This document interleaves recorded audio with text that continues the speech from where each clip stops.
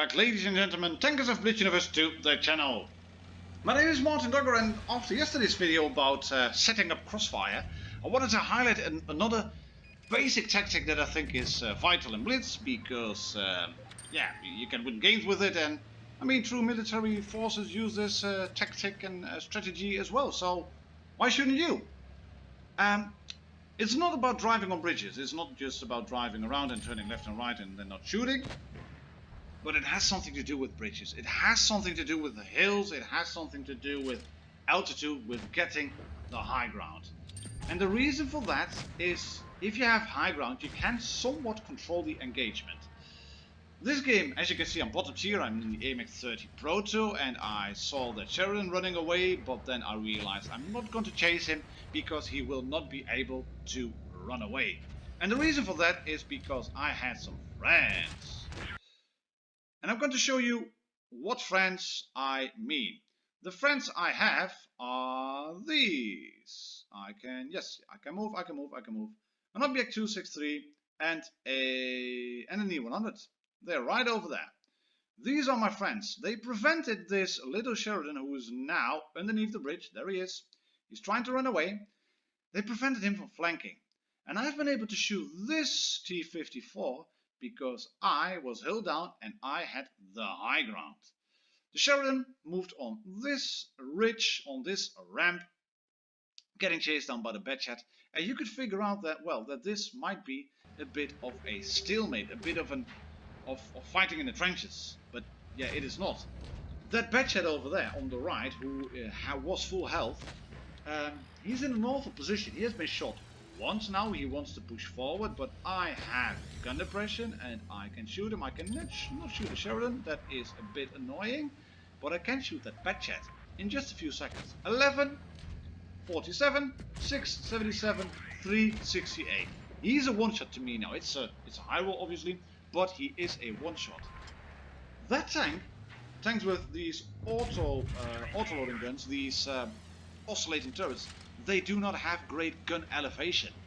And gun depression is a very important statistic in World of Tanks Blitz, which tells you everything you need to know about how far you can depress your gun down. I wanted to drop down over there and try to chase down the Sheridan, and then I figured out, right, I should not do this. And why should I not do that? Well, I'm right over there, and there's an IS-7 pushing in. And me being there does deny that IS-7 from shooting, and I'm going to show you why. I had some problems, as you can see, with the controls for Blitz, for the moving camera, the free camera. But all that IS-7 can now see from my tank is this: the front of the turret, the side of the hill, obviously. But what he is doing, he's exposing his side to me. I can look down on him. I can use my maximum gun depression. And you're gonna see right over there that he will not be able to shoot me. And I missed a shot on him as well, but his side armor, it's not about me missing the shot. His side armor was way open. And the object 263 clears the Batchat, as you can see, and I'm gonna go in all guns blazing YOLO Rambo mode style. Maybe a little bit too aggressive. Yes, maybe. And I've done only 982 damage, but I managed to do 2.4k total, and so in that regard this was a pretty good game. Well, Martin, do you need to have a medium tank then to do those kinds of games? No, you don't. You can also use a heavy tank, like for example the ST1. And I've shown this one on the channel before. The review of it is really old. But I've also shown this driven by Classy Brinziger, who won the contest, won the Steal My Kills contest. And I'm being aggressive here. And this is all calculated. The Reds have got one medium tank, we've got two, they've moved up aggressively, they have not spotted anybody. I'm gonna go in over here, and then I'm gonna drive over here. I spotted the grill, he cannot see me, he cannot shoot me, he spotted me, well, fair enough. But I decided to go over here. 1, 2, 3, 4, 5 tanks spotted. Object 74 shot once. Object 74 shot twice. Yes, there we go. And we're gonna pause the video any second now. And we're gonna pause it as I spot this guy. Are you counting heads? That is currently 1, 2, 3, 4 tanks spotted. And you've all seen that there's a T-57 heavy in here as well. And he's probably lurking right over there. We've got the Progetto in there as well. T-57 heavy spotted. Object 704 spotted. And there we have an IS-7, 2 IS-7s, 1, 2, 3, 4, 5, 6. And the T-57 heavy was spotted before as well. We've got all tanks accounted for. So let's shoot the waffle. And then we are going to go back into my tank. Yes, free cam, free cam, free cam. Yes, this is better. Right. I'm being cautious here. I'm being cautious because I predicted the waffle to go in over there. Can I shoot you now? Yes, we can. This is a better roll, 562. And I'm again moving back. And take a look at what is happening. The IS-7 is held down. He cleared the Progetto because the Progetto was too aggressive. I can bounce that Progetto. I knew he was coming. And I've got the high ground. I can control this engagement. Hello, Grill. I kind of figured you would be there. I kind of figured that you would try to spot me and try to shoot me. So I decided to pull back.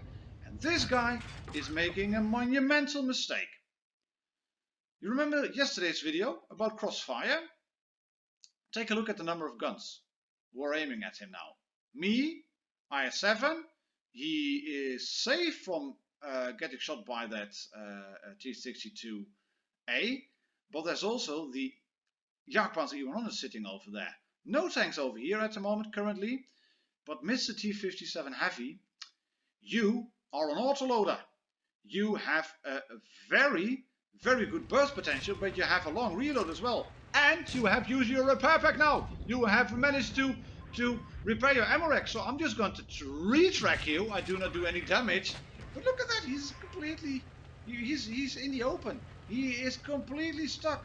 I'm looking at the Jagdpanzer. I'm praying that the group doesn't shoot me. But thank you, IS-4. You have moved in aggressively. Or is it an IS-8? Oh, IS-8. Hello, IS-8. You're doing great. He moved in aggressively. He performed a flanking maneuver, and that meant that the Reds had to rush around. And of course, that's the 704 that always gets some of the bigger rolls in terms of damage dealt. Right, that 704 managed to shoot me once, but I can live with that because I can shoot him now, track him in place, and he's not dead. No, he clears the Jagdpanzer even on. Oh, he's dead now. Thank you. 2 tanks left, and I've suffered only 1 shot. And I've blocked 990. I've done 2k damage. I've done my damage worth. Hello, Grill. I knew you would be there. Hello, Progetto. I'm not going to try to shoot you. I'm going to try and shoot the Grill. Can't shoot him. Move back again. Help. Help. Yes, I'm going to help the Grill. I'm going to bump into the Grill. I'm going to help my teammate. Because my friendly IS-7 is figuring now, well, this is supremacy. It's supremacy, easy as ABC. I'm going to move in. And I knew the Grill would be right about over there. More or less. I wasn't quite sure, but he went unspotted, and that kind of gave me the reassurance that he was in the ridge over there. Using the Progetto once more, and then I'm thinking, Grill, what were you doing? Why did you not stay behind me? These 2 tanks were spotted. You decided to sit in front of both the Progetto and the Grill. But I got a friend. And that friend is called IS-7 because he's flanking. And I have another friend which is called T-62A, who is not AFK as you can see, but maybe low health? I'm not sure. Got tough. Anyway, we managed to win this game. Because I got one of the key commanding positions on that flank of Port Bay. And if you can do that, look at that, I'm way on top there in terms of XP, and I didn't even capture a base. If you can get positions like that are key to winning the game, that have a commanding view of any area on the map, I'm not saying that you will win games for sure, but you sure as hell are making your chances better of winning them. If you do not get key positions in the game, or allow your teammates to use these key positions, then, well, yeah, you might as well not do anything. Of course, an Iron Fist can work, 7 tanks just pushing one flank, because 2 guns versus 1 is always better than one-on-one. But other than that, just try to go to a spot where you can control the engagement. And that's exactly what Mert is going to do here in the AMX 30B. He's going to go up here on Castilla, which you can do with about 50 kilometers per hour. You can just about get up. And he is a tank with good gun depression, with good frontal armor.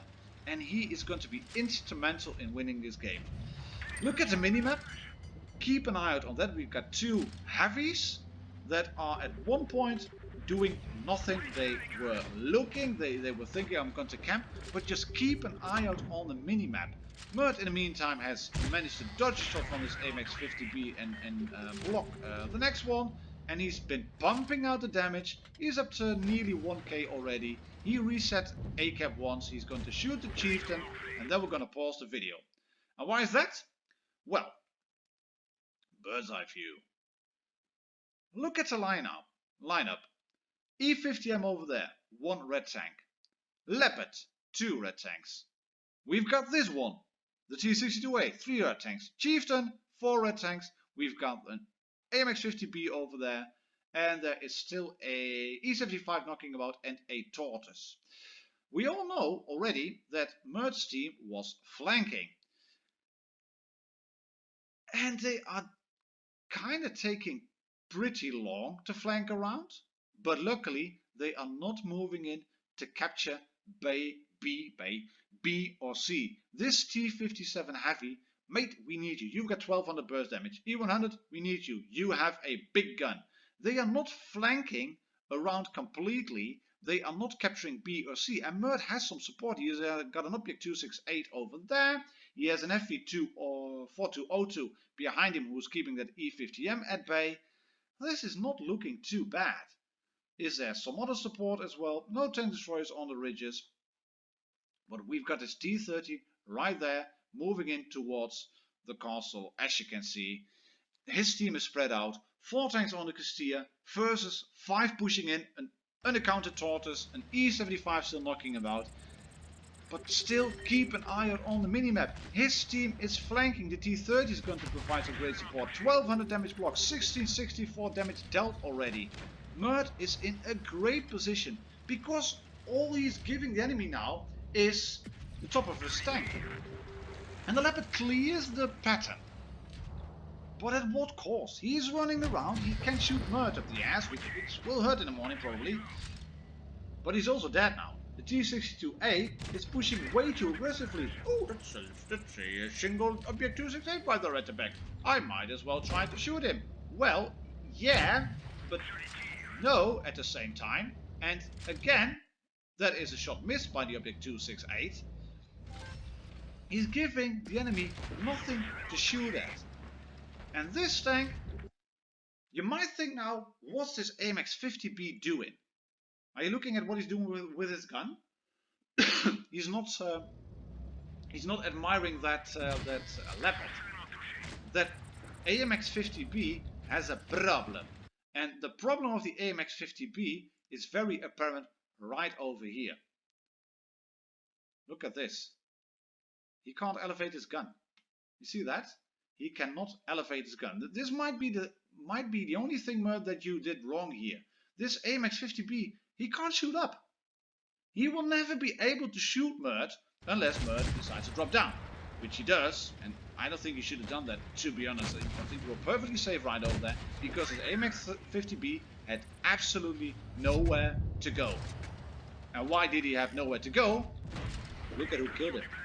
The T30 was helping out. He was way out there at the back. He captured C and he's now in a great hold down position.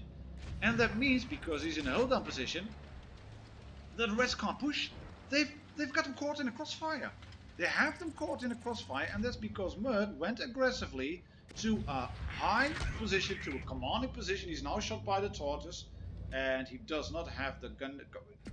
Yeah. He cannot shoot the Cupola. He will get shot by the Tortoise again, and yeah, I think you should have maybe aimed a bit early on the Tortoise and just stay behind this little ridge because you're now getting shot. Yes, but he then clears the Tortoise and they've won the game. Using high ground to get key positions, to command what's happening, to dictate the outcome of a battle is key in winning. you can do 5k damage as well. And I'm not going to say that you will win every game where you go to the top of the Castilla, but Mert did not push beyond the middle line. I've covered that before. Take a look at the video. He put a lot of good shots in. He tried to expose as little of his tank as possible. And maybe the only thing he did wrong was chasing down the AMX 50B, who was in no position to shoot him. But yeah, little tutorial using high ground and World of Tanks Blitz to help you win games. My name is Martin Dogger. I'll catch you all on the next video. Cheers and happy tanking!